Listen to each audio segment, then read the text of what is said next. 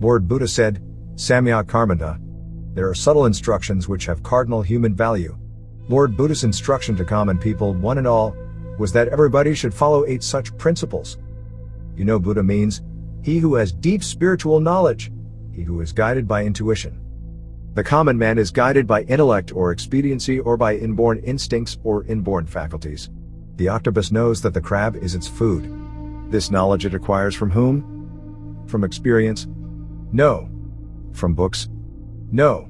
It is inborn instinct. The peacock knows that the snake is its enemy. The snake knows the peacock is its enemy. These things are not book knowledge or knowledge acquired through experience or clashes or cohesions.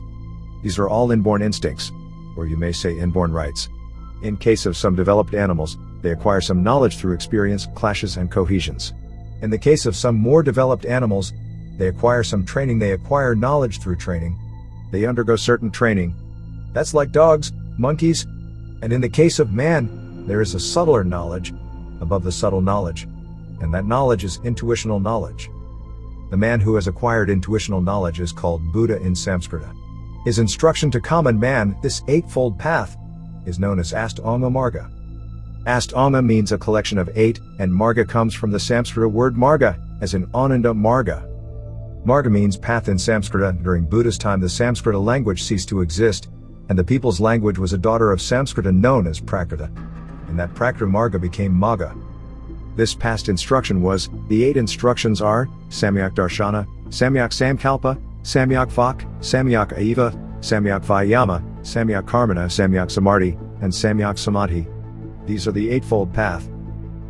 What is Samyak Darshana? In Samskrita and Prakrita, the Samskrita language was spoken by the Aryan people from 15,000 years ago to 5,000 years ago, for a long range of 10,000 years, and Prakrita from 5,000 years ago to 2,000 years ago, that is, for a period of about 3,000 years. In Lord Buddha's period, distorted Prakrita was the common mass language, that is, the people's language. In the later Samskrita, you may say demi-Samskrita, that's another system, that is a daughter of Vedic Samskrita. Latin also has 2 offshoots. One is Oriento-Demi-Latin, and the other Occidento-Demi-Latin. Oriento-Demi-Latin languages are French and Italian, and Occidento-Demi-Latin are Spanish and Portuguese. Latin is the source, was the source. Similarly, in Lord Buddha's time the language was Demi-Prakrita. Now in pure Samskrita the word darshana has 2 meanings, 2 imports. One meaning is to see, as a man sees to see, and another meaning, the meaning found in Prakrita, is to see with intuition, that is, inner seeing, inner vision. Suppose you see, and you are thinking, that a man steals, but if you apply intuition you will see that the man was hungry for 4 days. Now he steals. If you see externally, you will see that the man is stealing. He should be punished. Shouldn't he be punished? Yes, he should be punished. It is ordinary seeing. But if you apply your inner vision, that is, intuitional seeing, you see that the man was without food for 4 days, and so under pressure of circumstances he had to steal. So after this inner seeing or inner vision, you will come to the decision that you will remodel the socio-economic structure so that never again will he be compelled to steal under pressure of circumstances, from being hungry for several days. I think you have fully understood the difference between the 2 seeings. Now when I started Anandamurtiji, I wanted all humanity to stand upon the strict code of cardinal principles, human values, and spirituality, and when I saw everything internally I came to the decision that there are so many loopholes in human society. Human beings came here about 10 lakhs of years ago, but they have not yet been able to form a well-knit social order. We require a strong social order. That's why I had to create another branch of philosophy, known as Proud, through which we are to remodel the social order so that nobody is compelled to do anything, nobody is compelled to resort to immorality, for want of food or clothes or other necessaries of life. Are you able to follow me? Samyak Darshana means not only seeing externally with these crude eyes, or rather, with the help of your ocular power only. Inner Darshana means seeing with your inner ocular force, and this is the difference between optical and ocular. Optical is always physical, and ocular is physico-psychic and at the same time psychophysical. Now Samyak Darshana means that whenever you are to see anything, your vision should be inner vision, that is, ocular vision also. You must not say that somebody is a sinner. Just find the reason, the causal factor, that made him a sinner. This is what is called Samyak Darshana. The first item, to see properly. Samyak means to do properly, in proper style. Then Samyak Samkalpa. Philosophers and logicians of the past used to say that man is a rational animal, that is, man is also an animal, but this animal is guided by rationality. But as per Anandamurtiji, man is not an animal. Plants have got lives, but plants are not animals, because there is no mobility in them. Animals can move and the mental faculty is also a bit developed. Man also can move and the mental faculty is still more developed. But the difference between man and animal, the fundamental difference between man and animal, is that human life is an ideological flow, moves towards spirituality, and for an animal there is no spirituality, only eating, drinking, sleeping and dying. Human life is an ideological flow, and there lies the fundamental difference between man and animal. So what should a man do? A man should decide at an early stage of his life what he is to do, what his mission in life is. The sooner it is done, the better it is, because you will get more chance. You will get ample scope to do, to materialize, to translate this goal into the actional flow. This is Samyak Samkalpa. A man should decide what to do, what should be his mission in life. Mission, the word mission comes from the root mit. Mit means to do something worth doing. To do something worth doing is a mission. Mission is the noun for the root verb mit, submit, commit. Commit. One's mission in life, this is the second requisite factor, Samyak Samkalpa. In Sanskrit, Samkalpa means firm determination. I must do it. I must be successful in my mission. I must adhere to the principles of my life. This firm determination is the second requisite factor. The third one is Samyak Vak. Vak means expression of the motor organs, hands, feet, tongue, etc. Expression of the motor organs, that is, whatever you do with the help of your motor organs, it should be for the welfare of living beings. An ant is moving. You may kill it, you may not kill it. Why should you kill it? You must not. You see? Proper use of your motor organs. You may use a bad word for a man, for an innocent man you may not use a bad word. Why should you use a bad word?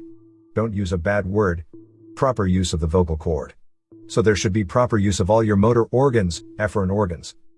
Then the fourth one is Samyak Aiva, proper occupation. You may earn money by stealing, by engaging in so many antisocial activities, but it is not Samyak Aiva. Your occupation should be harmless. It does not go against the interest of any good people. This should be your occupation. But occupation actually means to keep your activity, to keep your vitality, engaged in the job. Occupation. But the occupation is not always physical. The occupation is psychic also, mental also. You may not steal physically, but mentally you can steal. Physically you are not doing any harm to anybody, but mentally you may do harm to somebody. So that will be mental occupation. You should have a pure goal for your physicality and for your psychic faculty. That is, mentally also you must not do any harm to anybody. That is, you should. All your activities and sensory organs also should be properly controlled. In the case of Samyak Vak, I said that all expressions of your motor organ should be properly controlled. This is Samyak Aiva. Do you follow me? Then the fifth one is Samyak Vyayama. You see, for development of the physical body you undergo so many exercises with instruments, exercise without instruments, so many exercises for development of the physical body. But one secret you should know: when the physical body is properly exercised for its development, and the mental body is neglected, those physically strong people will become a bit deficient intellectually. So in that respect it is a bit harmful. There should be an adjustment between physical development and psychic development. That is, along with physical exercise for development of the physical body, there should be psychic exercises for development of the psychic body. And if physical exercises go on generation after generation, what will happen? The cranium itself will become smaller in size, as a result of which the brain will also be smaller and intellectual faculties will go on lessening. Do you follow me? There should be proper exercise of your physical body, of your psychic body, and also of your spiritual body.